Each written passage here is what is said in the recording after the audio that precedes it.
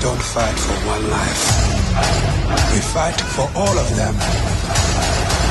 Avengers Infinity War. Hello, it's your boy Davidoff. It's Saturday as I'm recording this, Saturday evening. I just came home from seeing it the second time. It's just as amazing the second time. Shocking, emotional, no, not happy, funny, just it had some funny bits, some serious bits, emotional bits, and it was just, I was blown away, and I was also shocked by the ending as well. So this is a spoiler talk video. As for the villains, the Black Order specifically, they were really nerfed, I think. Like, I never read the comics, I don't know how powerful they are, but I think they're a lot more powerful than this, because they are very nerfed in this movie. They all die pretty easily. Let's start with Cull Obsidian. He's probably he's one of the last to die, because he dies in Wakanda, right? He dies pretty easily. Bruce Banner kills him, not the Hulk. Bruce Banner flipping kills him.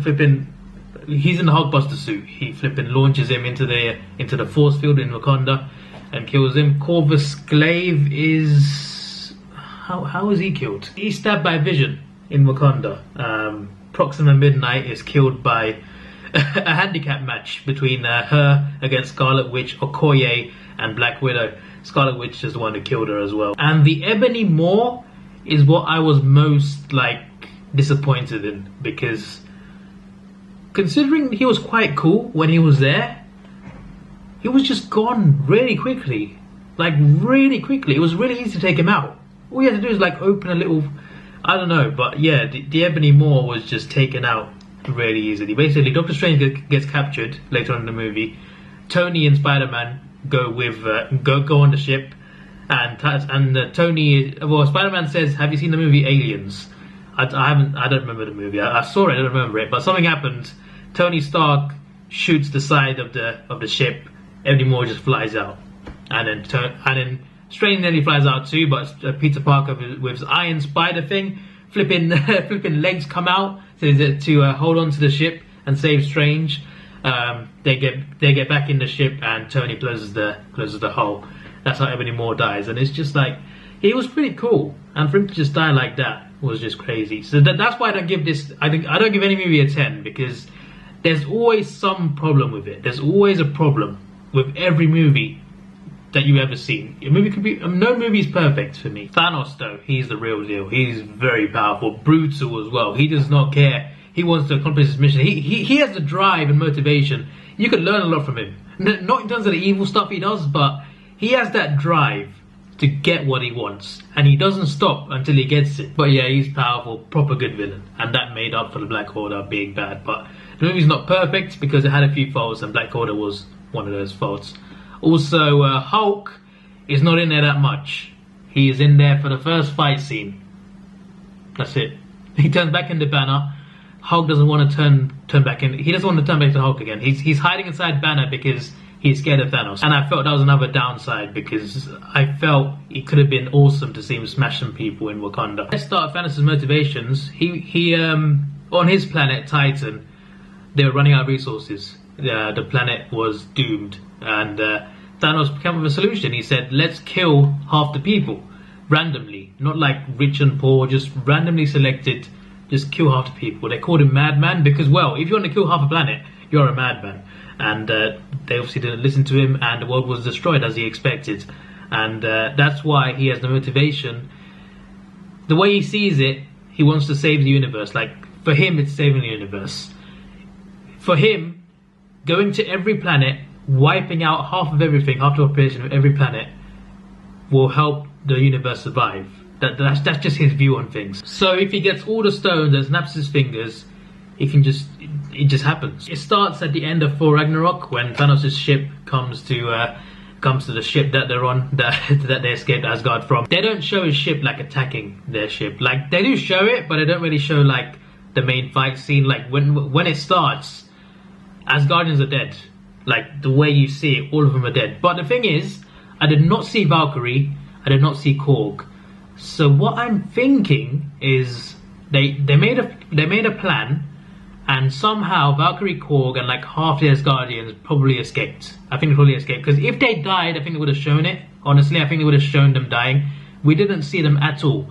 I think they escaped using maybe the Space Stone that Loki had, with half the Asgardian population. Maybe they escaped somewhere away, and for some reason Thanos let it go or didn't see it. I guess he wants to kill half, so I guess that would make sense. He has the Power Stone already, the purple Power Stone, which is a very powerful one. I mean, you can wipe out whole planets with that one, just with that one alone. It was obviously on Xandar, and they didn't show like Xandar being destroyed. I guess they didn't need to show it, but yeah, they didn't show Xandar being destroyed.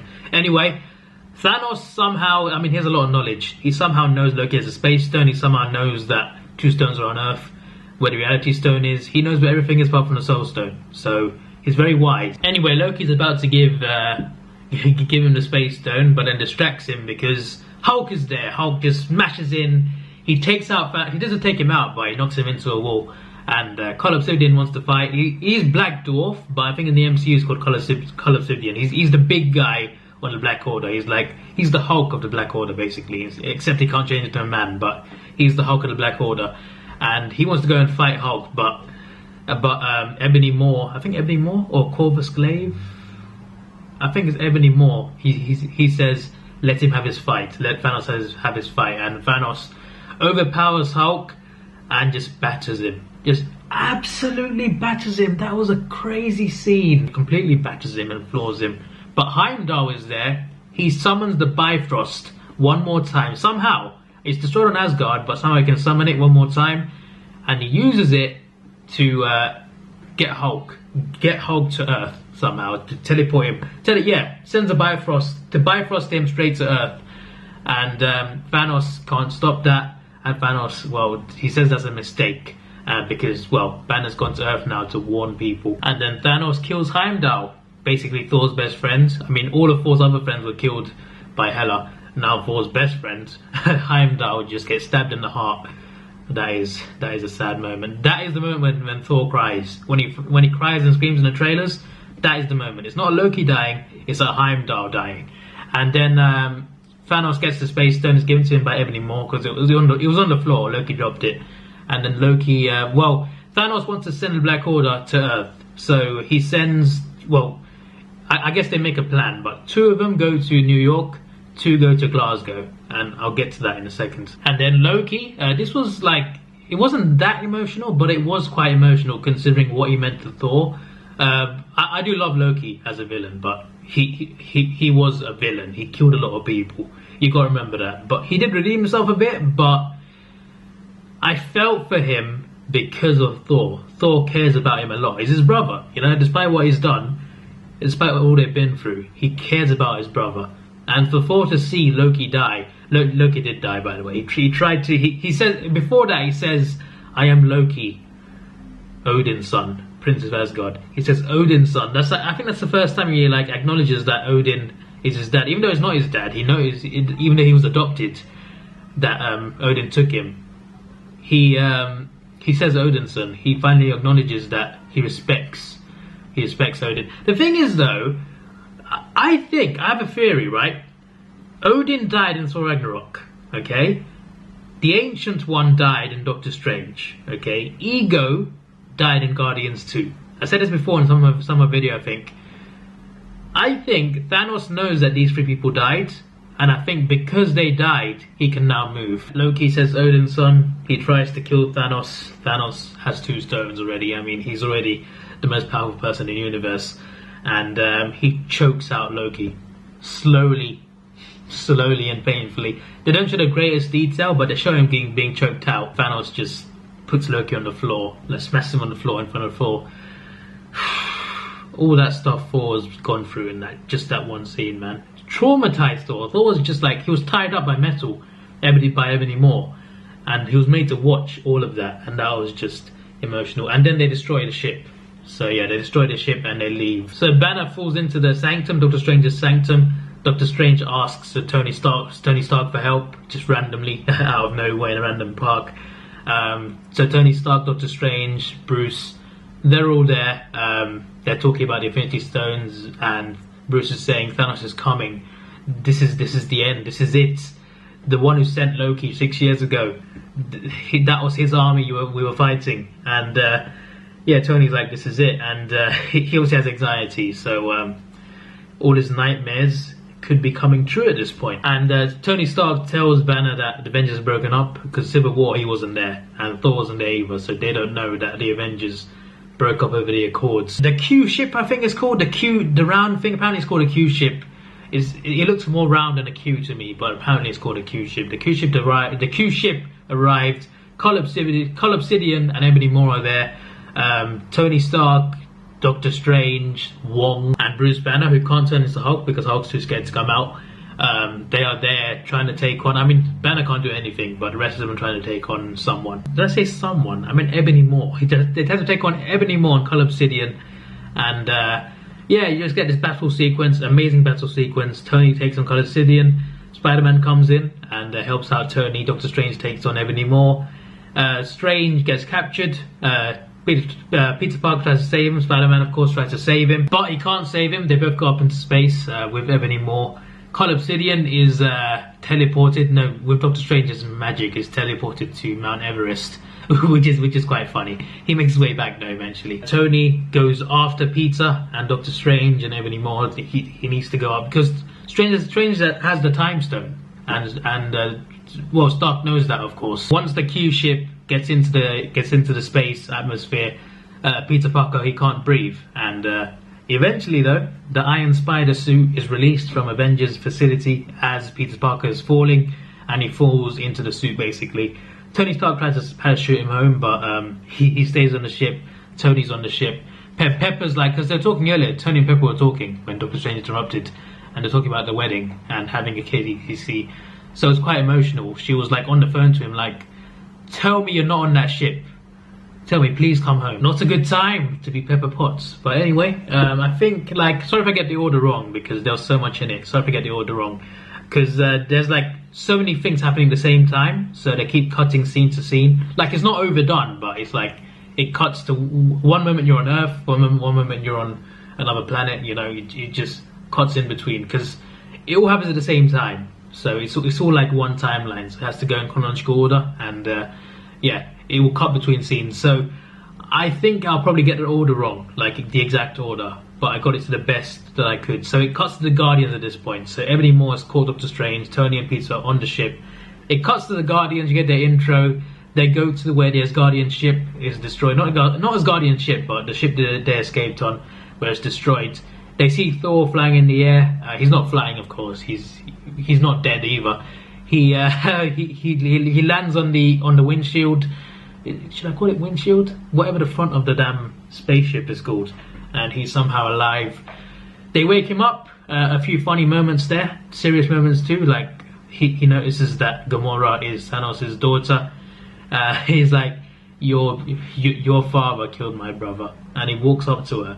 Like he's gonna do something, then he's like, he pats her on the shoulder, like he says family's gonna be tough, you know. He mentions how his sister was imprisoned by his dad in hell, and she escaped. His dad died. His sister tore his eye out, and he killed her. By the way, I'm gonna skip to like the middle of the movie. Basically, Rocket has an eye that he stole from someone, and he gives Thor his eye. He just put the eye in, and eventually.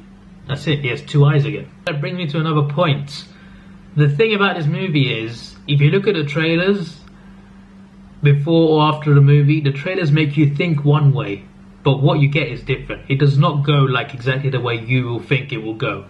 Like, it is absolutely crazy how it goes. Like, the trailers really misguide you. They do CGI differently for the trailers in a way to make you think something else is happening, where you're completely getting something else.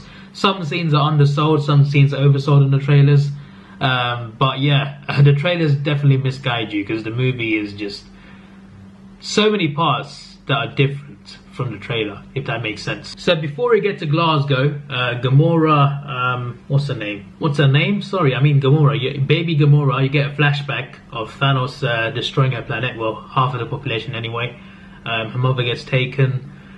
Everyone who's around her gets taken, and she asks Thanos, as she's a child at this point, she's like, I don't know, 8 years old or something. She flipped and asked Thanos, where's my mother? And Thanos takes her somewhere. Don't worry, nowhere dangerous. She just takes him like a few steps to the right, to the side of everything. While they're lining, while he's doing that, his army is lining up everyone to die. By the way, the army in this scene with the Chitauri, they're the army from the first Avengers movie. They don't turn up again. Like, obviously they die in the Avengers movie. They all die. So yeah, this was obviously a flashback. So yeah, that has to be said.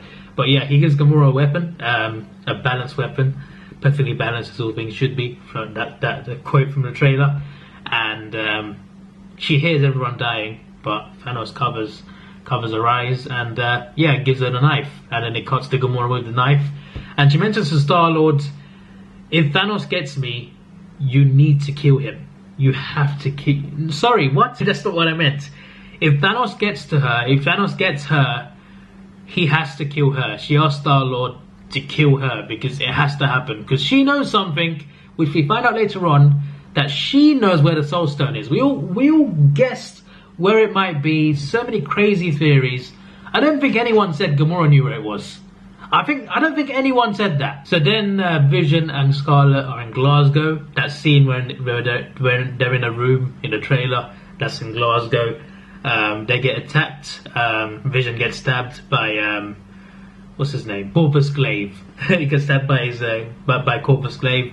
Try to take the stone, but Scarlet Witch stops him. And then Captain America arrives. A proper good entrance. I was like, yes. Like, the first time I saw it, people were cheering for Captain America. When he first appeared, it was awesome. Scarlet and Vision were fighting off the two Black Order members, Corvus Glaive and Proxima Midnight. And it was just... Vision was down because he was stabbed. He couldn't really move. So Scarlet had to protect him alone. Then Captain turns up behind the train. And Black Widow turns up with him, and Falcon as well. And 3-4-on-2, I guess.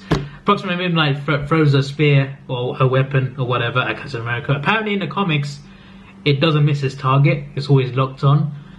But I think it's changed in this movie. I don't think it actually always hits its target because Captain catches it pretty easily. But yeah, he passes the weapon to Scarlet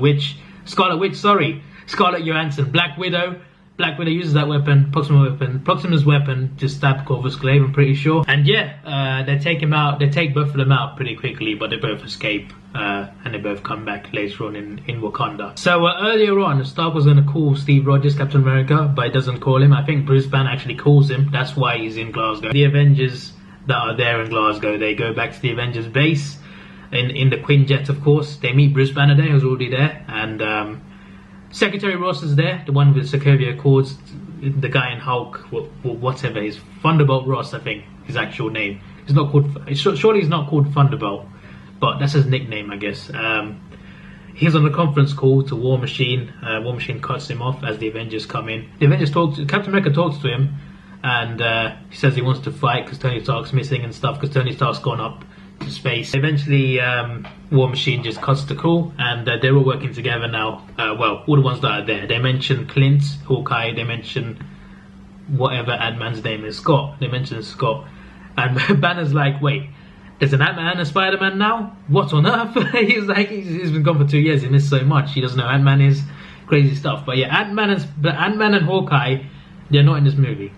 No Valkyrie, no Korg, no Ant-Man, no Hawkeye. So not everyone was in Infinity War. Obviously Thanos is coming for Vision Stone, and they all know it. And Banner's smart, so he mentions there's got to be a way of removing the stone while keeping Vision alive. And Banner says he can't do that, but he says it's possible. And Steve says, I know someone who does that. And then the music starts playing, and you cut to Wakanda, Black Panther's intro. Well, you see him and Okoye giving, Anza Mukondan's giving Bucky his new arm, new vibranium arm. It looks pretty cool. So yeah, the Avengers are heading over there because T'Challa at this point, he's got the call that they're coming to Wakanda, and they're getting prepared for battle. So as this is all happening, you get the scene on Nowhere where the Collector has a reality stone. Thanos has the Collector down on the floor, which I saw in a leaked scene. Actually, I saw a leaked scene. No, it doesn't spoil it. It didn't spoil it, but I saw the beginning of that scene when Thanos has him down and Drax goes to kill him because Drax wants to go and kill him. They try to stop him, but they can't stop him. But Mantis make him sleep. He falls on the floor. Thanos knows they're there. Gamora goes in and she supposedly kills Thanos. Now I think everyone knew, like, she didn't kill him. I think everyone knew she didn't kill him, but she thought she did. She thought she did. And as he was bleeding out, she started crying because that is her father. even though it's not like biological, it's still her father, and she is just crying and screaming. But Thanos already has the reality stone at this point, so he changed reality to make her think like she killed him, but he wasn't there the whole time. And then he reappears, and yeah, pretty dark. He takes Gamora. Gamora asks Star-Lord to kill him. He's like, do it. He's like, do it. He tells Star-Lord, do it. But you can tell he's not gonna let him kill him. He's got the reality stone, so he changes reality. Star-Lord eventually, after stalling, he shoots her, but bubbles come out, so she can't be killed here. And Thanos takes Gamora and disappears. Thor, Rocket, and Groot, meanwhile, are gone to make a new hammer from the heart of a dying star. And I don't know what they're called, but they're called dwarves, but they're called something dwarves. They're quite big. They're a bit bigger than dwarves, though. Like, they are big dwarfs. They're bigger than Thor, but they're dwarfs, if that makes sense. And that's where Peter Dinklage comes in. Peter Dinklage, top actor. I love him in Game of Thrones as Tyrion Lannister. He plays a good role in this as well. He's the one who forges stuff. And as it turns out, he forged the Infinity Gauntlet for Thanos. So Thanos came here. They didn't show the scene, but Thanos came here, and there were 300 dwarfs there, and Peter Dinklage's character, I can't remember what his name was, but his character thought if he helped him forge the Infinity Gauntlet, the glove, then maybe he would spare their lives. But instead, Thanos got the glove, and then had everyone killed apart from him, apart from the last dwarf. And yeah, Thor, Groot, and Rocket, they find him. He's emotional, of course, because Thanos has killed everyone. Don't know when this happened, but probably before everything. Thanos has killed everyone. But yeah, they got the dying star is like, it's asleep, so they got to wake it up. So they work out a way to get it. This happens throughout the movie, by the way. I'm skipping through a bit. This happens like in different scenes. Like, they don't show it all at once. It happens because it's in real time. So you get them arriving. You get a middle scene. You get the hammer being forged. You get some. It's spread out the movie. Thor almost dies making the hammer, but they do make the hammer, but no handle. And Groot, this is where teenage Groot comes in. Doesn't do anything at this point, but he comes in and he puts the hammer together because in two pieces. He puts it together, then wraps his arm around the hammer to make a handle, and then he cuts his arm off. So his arm is a handle now, a strong handle. And yeah, I think that's pretty cool how it's done. So yeah, this is like that's towards the end, but when they first arrived there, it's like near the middle of the movie, so it's spread out, this scene. I'll mention them again later in the movie when they enter somewhere, which is a pretty badass scene, probably the best scene in the movie. We'll get to that later, but we'll get to the Thor part later. And then you get the Avengers, not the Avengers, but Tony, Doctor Strange, Spider-Man against the Guardians on Titan. Obviously, they don't know that they're on the same side, so they eventually figure that out, of course. And they got to find a plan. They got to find a plan to try and defeat Thanos. And Doctor Strange, he goes forward in time. He sees 14,605,000 or 605, over 14 million something. He sees lots of outcomes. He sees this many outcomes to this fight with Thanos. Okay, and Tony Stark says, "Do we win any?" And they win just once.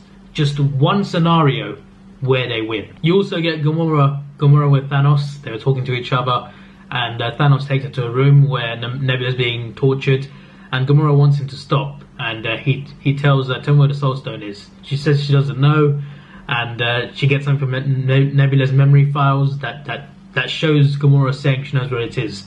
So Thanos tries to torture her even more, and Gamora says, "Okay, stop. I'll tell you where it is. It's on a planet. Can't remember the name of it, but it's on a planet."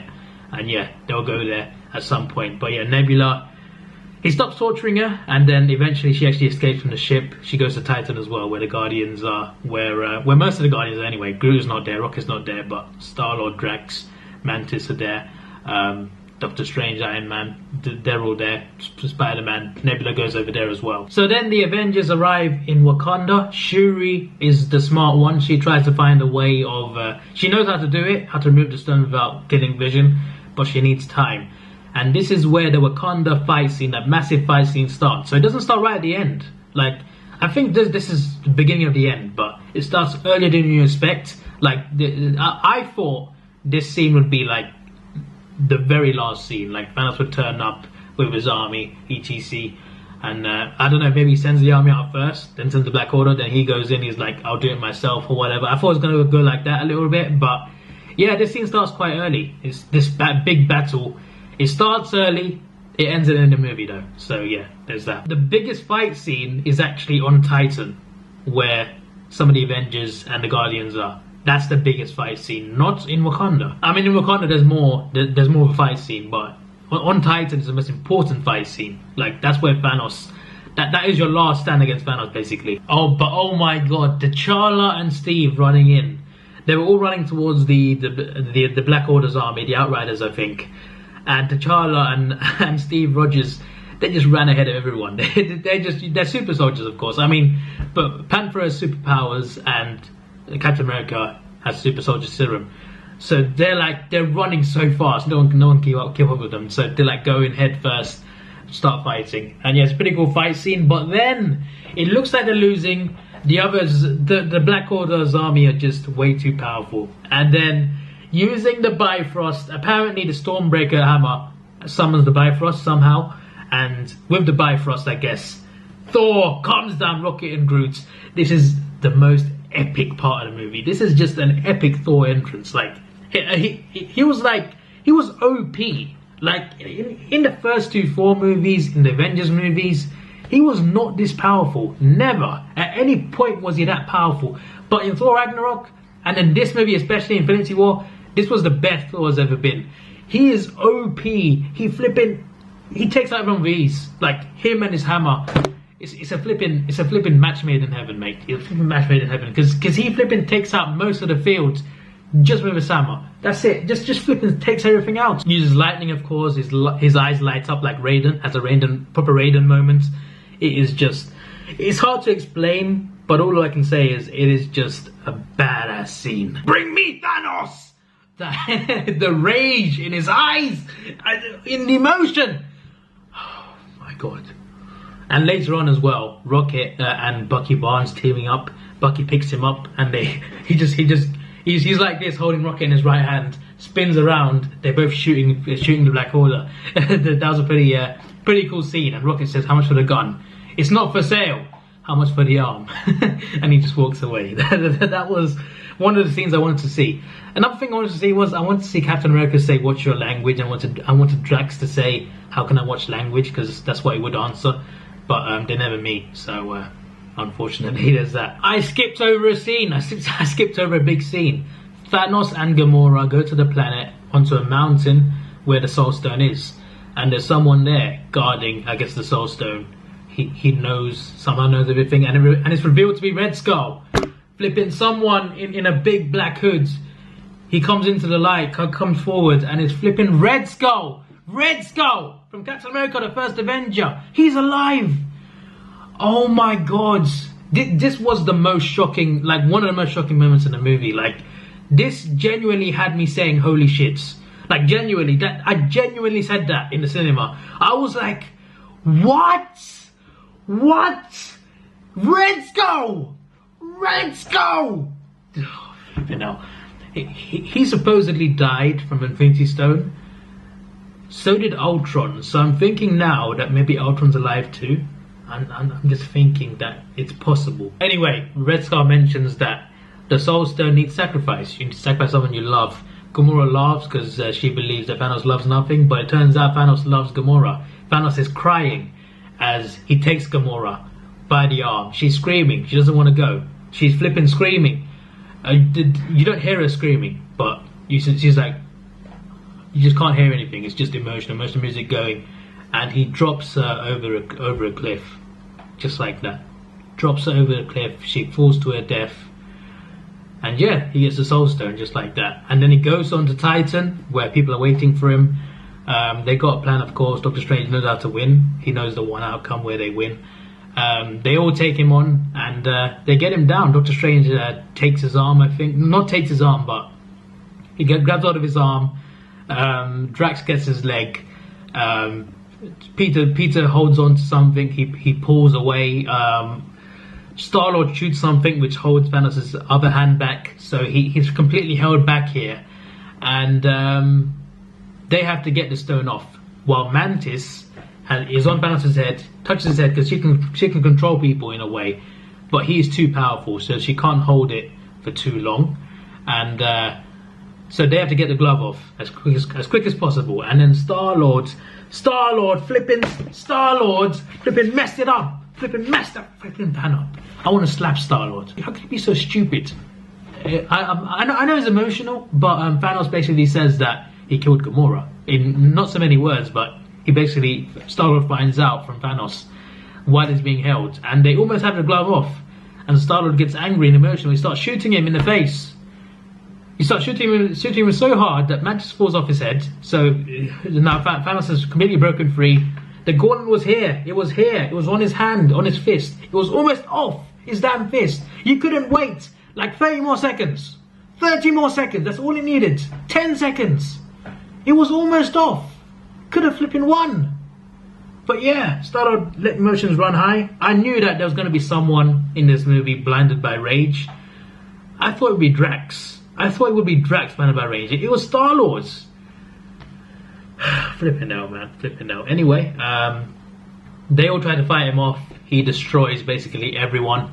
Doctor Strange multiplies somehow. He somehow multiplies, like he has the power to do that. It's crazy. You get like 50 Doctor Stranges, and they flipping try and take him on, and Thanos gets out of it pretty easily because he has 450 stones. He's pretty powerful. Takes everyone out, and then eventually he stabs Tony Stark, like not through the chest, but through the lower body. And at this point, when I first saw it, I thought, oh my god, he's definitely dying. This is where he's dying. The whole cinema was like, just went silent. Just complete like shock around the cinema. And Doctor Strange, even though he says earlier that he would protect the Time Stone at all costs, that he would sacrifice anyone for the Time Stone, he would do anything to protect it. Doctor Strange says, let Tony Stark go, let him live, and I will give you the Time Stone. And I was like, I wasn't shocked, I wasn't like, why? I was like, he knows something. He knows, because he says that there's an outcome where they win. We don't know what the outcome is. Like, we never see him mention it. I don't think he ever mentions it. Like, we don't know what the outcome where they win is.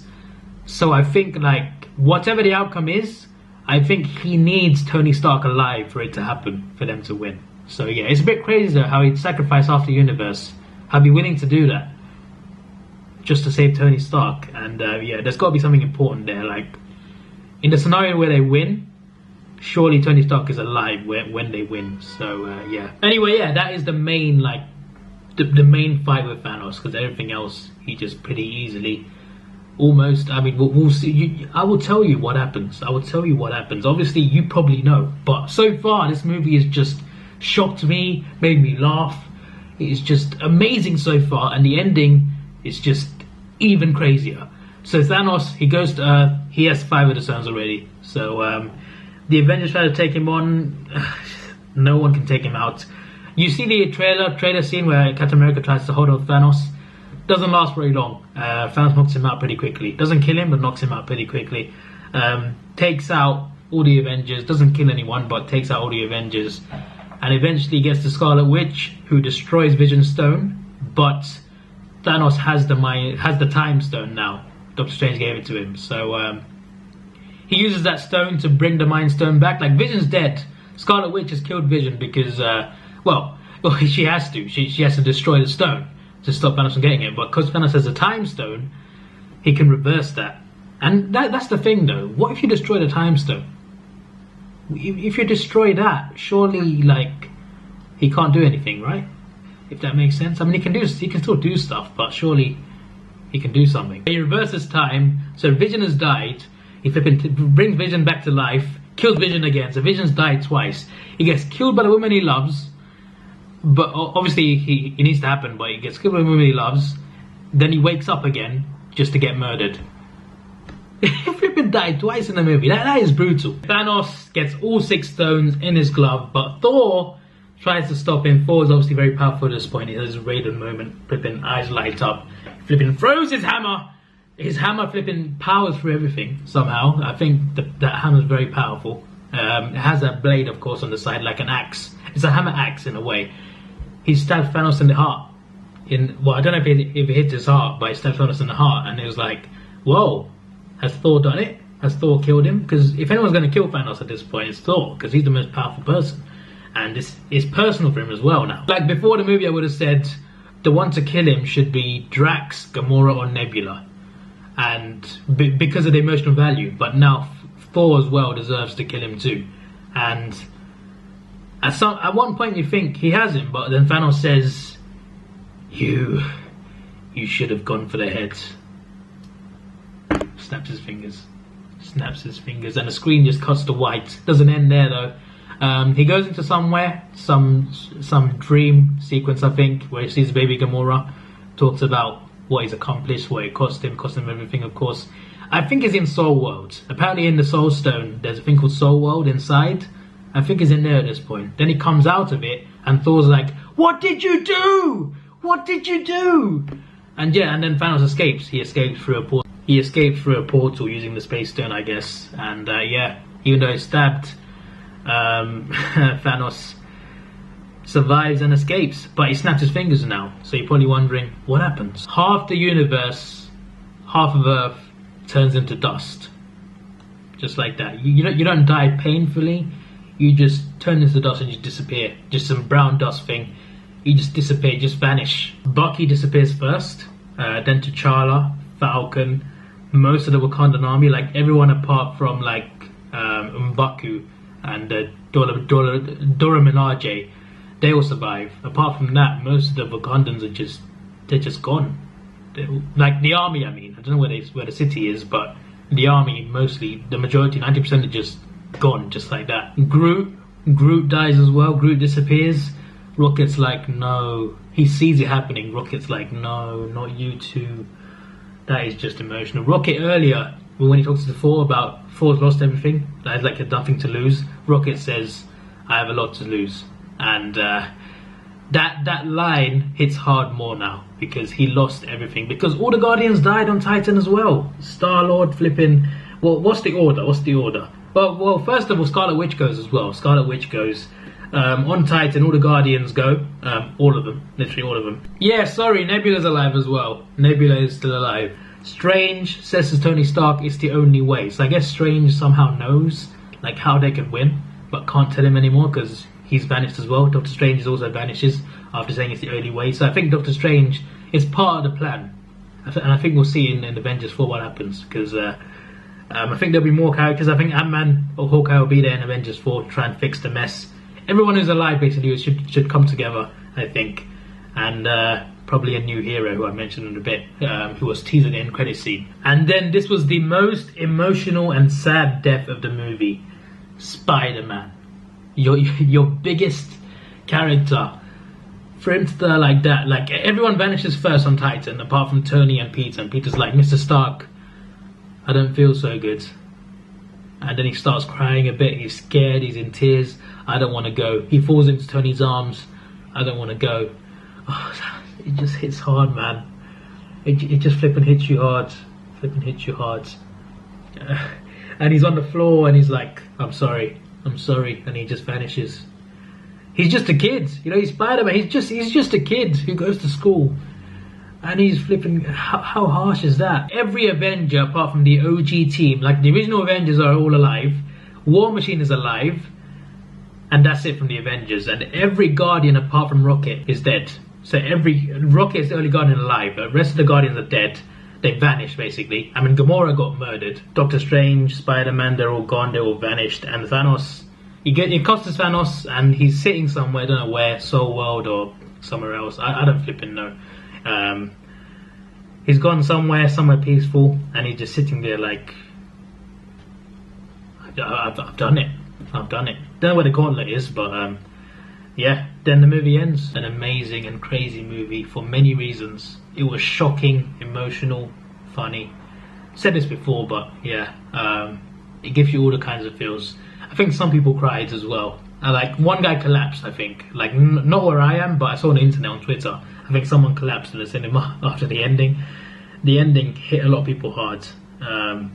Just the whole climax of it, from the Titan fights up to the end of the movie, it was just vicious. I could say, and it's crazy. It's just brutal. The darkest Marvel movie probably. I mean, even DC would be like, whoa, calm down here. Even Batman will be like, okay, now that's just not cool. Almost everyone is dead. More than a handful, a bit more than a handful alive. I guess they'll be the team in Avengers 4 along with Ant-Man, Hawkeye, who will try and fix this mess, along with Captain Marvel, who is revealed, not revealed, but teased in the end credit scene. Not end credits, after credit scene.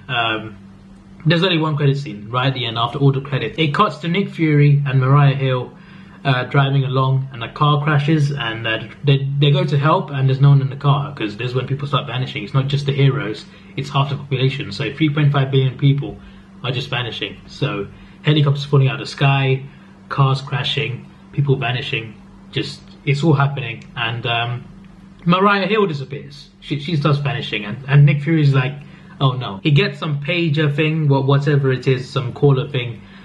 He has to send something. He has to send a signal, send a distress signal out to someone, and he vanishes. And he's like, mother, as he's vanishing. That's typical Samuel Jackson line, and he couldn't say the whole line, but it was done pretty well. He vanishes as well, and he drops that thing that he was holding, and but the message is sending a distress call, I guess, and it cuts to that device. It says sending, then it comes up with a logo, and it's the logo for Captain Marvel. And yeah, if you don't know who that is, neither do I, to be honest. Like, I did not know anything about Captain Marvel, like, before she was announced that they were doing a movie on her. I don't know anything about her. I don't know what her powers are, where she comes from. It was the same with Doctor Strange as well. So and then I saw his movie, and I loved his character. So Captain Marvel coming out in February, I think. Next February. So that takes part in the 80s. Samuel Jackson will be in it as well. It'll be a prequel. Coulson will be in it. Agent Coulson will be in it, and Ronan from Guardians of the Galaxy, the purple Kree villain, he will be in the villain. He will be in the villain. He will be in Captain Marvel. He wasn't purple. He was blue. He was blue. The villain of the Guardians of the Galaxy villain, that big blue guy. He's going to be in Captain Marvel, because apparently it's like a prequel type movie.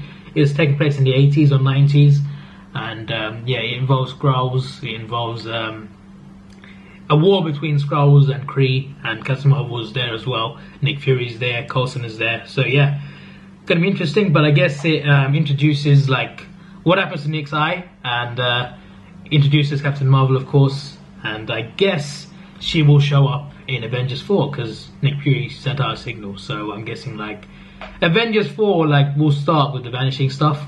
More people will just disappear. I think Hawkeye's family will go as well. I have a feeling it will. I think that will change him. That will make him turn into Ronin, who he turns into apparently in the comics. I guess everyone who's alive along with Captain Marvel will be the team. I can't wait to see Captain Marvel and Thor team up. That could be cool. I don't know her, but apparently she's powerful. Apparently she's very powerful, so I'm looking forward to when she meets Thor especially. But yeah, they're going to have to team up in Avengers 4. Maybe time travel. I mean, they got to fix this somehow, right? They got to time travel or find Thanos or whatever they got to do. We'll see what happens. So yeah, we'll see next year. But first, Ant-Man and the Wasp in June. Then Captain Marvel in February. Then Avengers 4 next year. It's not got a title, so I don't know what the title will be. Hopefully a good title. And yeah, looking forward to what they do. Could be called anything. End of the Avengers, Endgame, Infinity Gauntlet, New Beginnings. I don't know. I don't flipping know. But I think more will die in Avengers 4. Like, I think people will come back. Like, people resurrected somehow. They'll find a way. Maybe time travel or something else. They'll find a way to bring people back. Like, Black Panther won't stay dead. Spider-Man won't stay dead, I don't think. Doctor Strange won't stay dead. They will find a way to bring them back. Most of them anyway, not all of them. But I think some will die in the process. Like, I think Captain America will die. I think he'll die fighting Thanos somehow. He'll find his way into one-on-one with Thanos somehow. I think he will take him out, and he won't. Captain America stands in his way. I think Thanos will kill him in Avengers 4. I'm worried about that. But I think like at least 2 more will die in Avengers 4.